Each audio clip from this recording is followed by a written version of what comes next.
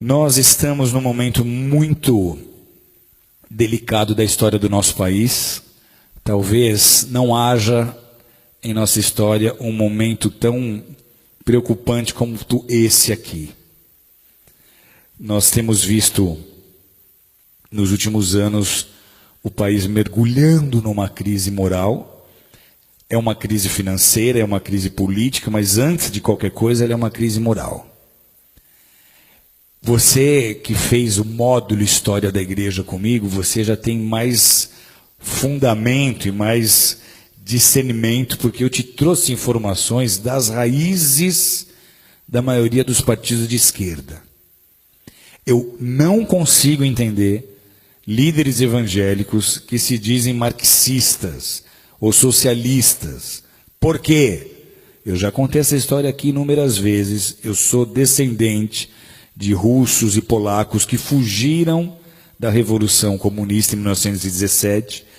O meu avô chegou aqui no Brasil 2 anos antes. Meu bisavô, já crente, correu de lá. Por quê?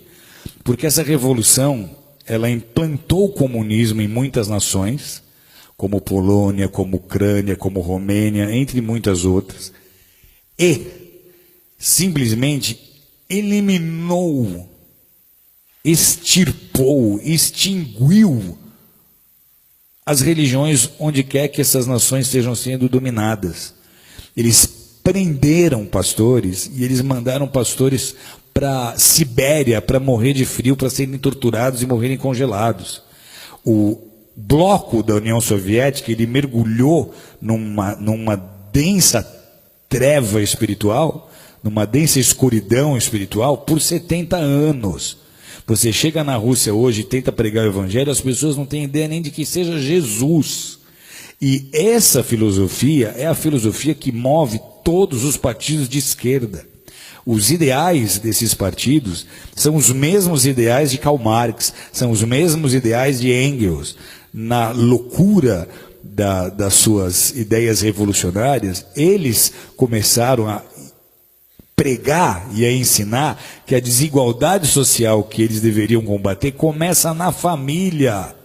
Eles começaram a dizer que antigamente, se você lê a literatura que fundamenta as ideias desses partidos, eles começaram a pregar que a desigualdade social ela começa na família, porque lá atrás, segundo eles, quando nós viemos dos macacos, não havia marido e mulher. Todo homem era de toda mulher era de todo homem, e os filhos não eram de ninguém, os filhos eram de todos, como os animais. E todos dividiam e compartilham tudo aquilo que eles tinham.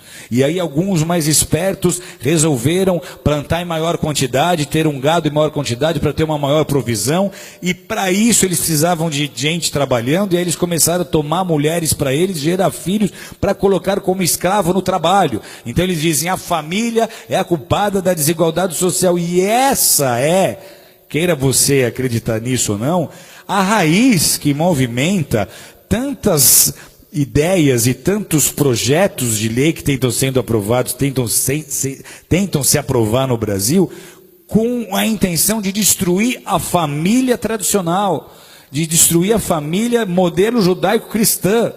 Esses são os partidos, amados, que estão imputando na educação as cartilhas de gênero sexual, como nós temos vendo, de ideologia de gênero. Esses são os partidos que estão apoiando os direitos humanos, como vocês têm visto, que apoia muito o direito do bandido, do assassino, mas não quer saber da vítima. E eles transformaram, nesses anos que estiveram o governo, o Brasil no país que nós somos hoje. Não só mergulhado em crise moral, mas financeira. E por que é importante nós nos posicionarmos agora? Porque de tudo que você já viu, que já veio à tona do que eles fizeram nesses 13 anos, que só comprovou um desgoverno. Porque o compromisso desse bloco não é com a nação brasileira. Eles nem usam a bandeira do Brasil, eles usam bandeiras vermelhas. Por quê? Porque lá em 81, o nosso ex-presidente Lula se juntou com Fidel Castro, eles formaram o Foro de São Paulo. O Foro de São Paulo tinha o ideal, lá em 81, de transformar todas as nações da América Latina em nações socialistas, em nações comunistas, e eles conseguiram então unir essas nações e edificar uma espécie de União Soviética na América Latina. Parecia uma ideia utópica, só que olha a que ponto eles chegaram. Então, para esses grupos e para essas lideranças, o objetivo é transformar o Brasil em parte de um Estado maior, essa América Latina comunista. Eles querem que em todas as nações da nossa América do Sul, da nossa América Central, ocorra o que está acontecendo hoje na Venezuela.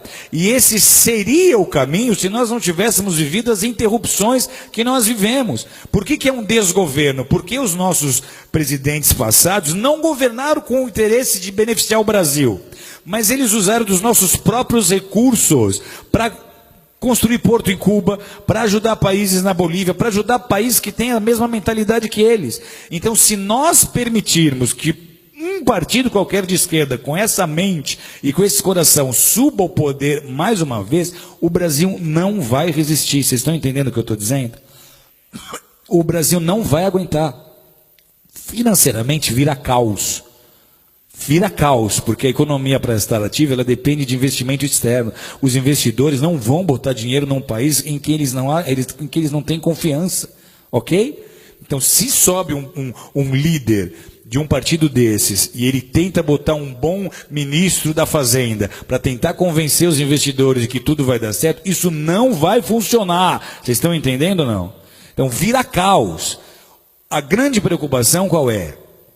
Se esse governo agora, essas eleições agora, sobe um partido como esse, a crise que nós estamos vivendo, ela é tão séria que a gente teme de verdade até uma revolução. Porque vai ser muito fácil as pessoas do centro, oeste, sul e sudeste não aceitarem esse governo. Vai ser muito fácil nós começarmos a ver manifestações políticas sérias. Vai ser muito fácil a população começar a exigir uma intervenção militar. Uma intervenção militar era um assunto nem cogitado em rodas de bar há 2, 3 anos atrás, mas hoje está se tornando um assunto em pauta. Porque se nada acontecer, amados, alguém aqui conhece alguém que morou na Venezuela, que veio da Venezuela? A Venezuela, até muito pouco tempo atrás, era um país próspero. Eles têm petróleo. Sabe o que falta hoje na Venezuela? Falta papel higiênico. Sabe o que aconteceu há 4 anos atrás? Eu estou numa sauna, no Vale Nevado, conversando com um venezuelano que tinha ido esquiar.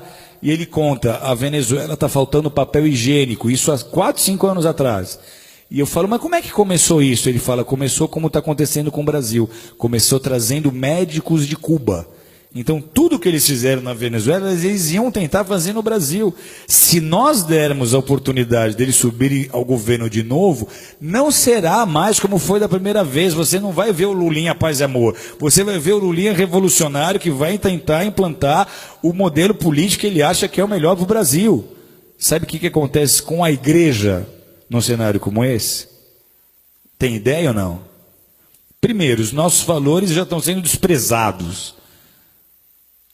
Nós, para eles, somos o ópio do povo. Eles não veem valor naquilo que nós fazemos. O marxista raiz, ele é ateu. O evangelho para ele não significa nada. Ok? Então, para a igreja, esse é o pior cenário possível. Deus está no controle, sempre esteve e sempre estará. Mas a gente transforma uma nação com oração e com consciência na hora de votar. Amém? Então, o que eu disse ontem aqui? Votem nos candidatos que vocês simpatizarem, que vocês acharem que tenha a sua representatividade, mas que sejam honestos, que sejam ficha limpa, porque não vai ter mudança se vocês continuarem votando nas mesmas pessoas, ok? Está na hora de renovar, procura avaliar quem que você vai votar, se vale a pena, está envolvido em escândalo, não está, comprovadamente roubou, não roubou, é corrupto, não é corrupto. Vote só em quem é ficha limpa. Que mais? Pela primeira vez nesses anos todos, nós temos um candidato que realmente tem chances concretas de interromper esse ciclo. Com tudo que nós vimos acontecendo com Lula preso e com todo o desprezo que a classe média tem tido pelo PT, é incrível como as chances do PT reeleger um presidente são reais e concretas. Ou o PT ou algum partido de esquerda aliado ao PT. Então, seja o Haddad, seja o Ciro, qualquer um deles que tiver o mesmo coração, que fizer parte desse bloco, que fizer parte do Fórum de São Paulo, nós teremos as mesmas dificuldades a serem enfrentadas. Estão entendendo comigo ou não? Então, o que eu quero que vocês considerem? É a primeira vez em todos esses anos que a gente tem um candidato de direita de verdade, que pode não ser o melhor preparado, pode não ser o mais inteligente, o mais sensível, o mais polido, o que tem a melhor oratória, mas é o único que tem a chance de interromper esse plano de governo eterno que os partidos de esquerda sonham em construir, ok? Se você não decidir o seu voto, eu te convido a avaliar o que você vai fazer, porque o que eu estou vendo é uma certa divisão entre os evangélicos. Um quer votar no Alckmin, um quer votar na Marina, outro quer votar no Cabo Daciolo, outro quer votar... E a gente não está percebendo a gravidade da situação. Amém? Geraldo Alckmin é meu amigo, gosto dele, confio nele, gostaria de estar podendo apoiá-lo, mas infelizmente ele não mostrou expressão até agora. E o que fez ele perder muitos votos dos evangélicos? Ele era um católico que era pró-família, mas nessa eleição ele resolveu abraçar grupos LGBT e correu na internet, correu em grupos de lideranças de pastores, fotos dele abraçado com lideranças LGBT, então não são os meus valores, não vai me representar. Eu estava numa mesa com 6 grandes líderes e todos foram unânimes. Não tenho mais como apoiar e andar junto porque ele não tem posição. Ele quer agradar todo mundo e não vai agradar ninguém. Marina Silva, ela já esteve aqui na igreja. Eu gosto dela, ela é uma mulher de Deus.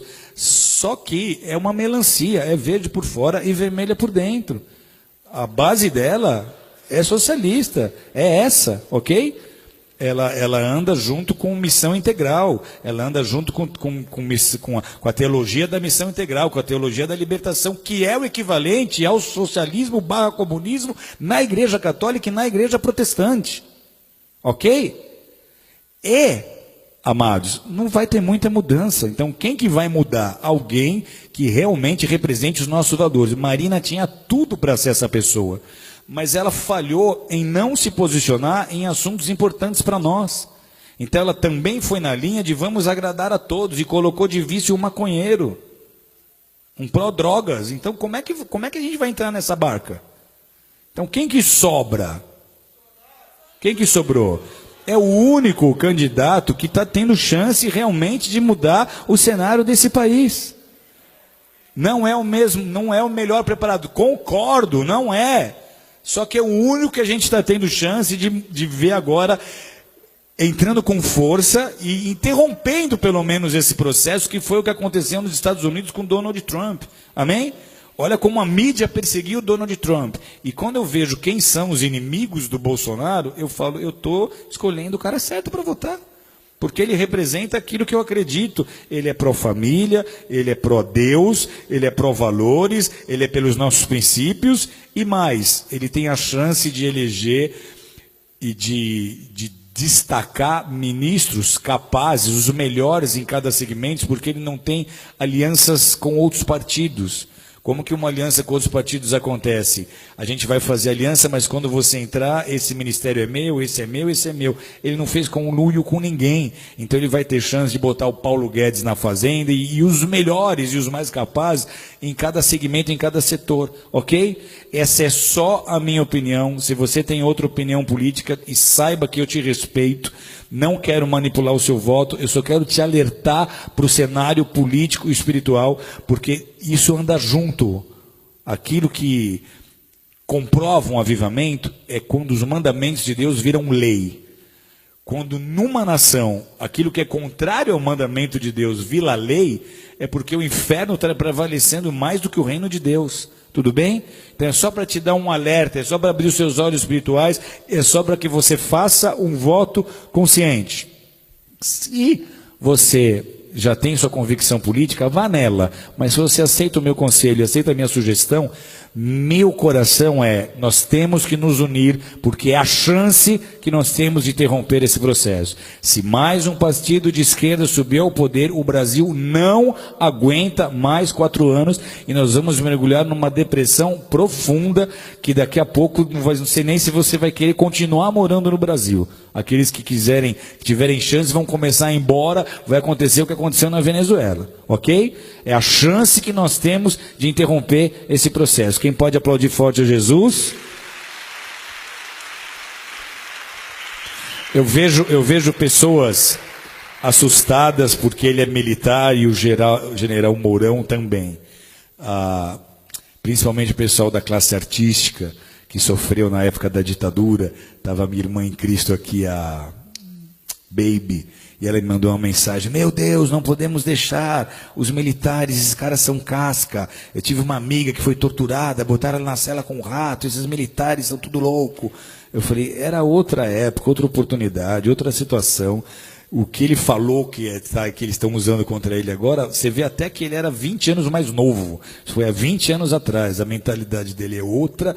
Realmente, quando ele colocou um general de vice, eu me assustei, mas eu assisti o general Mourão numa palestra para economistas. E ele deu show!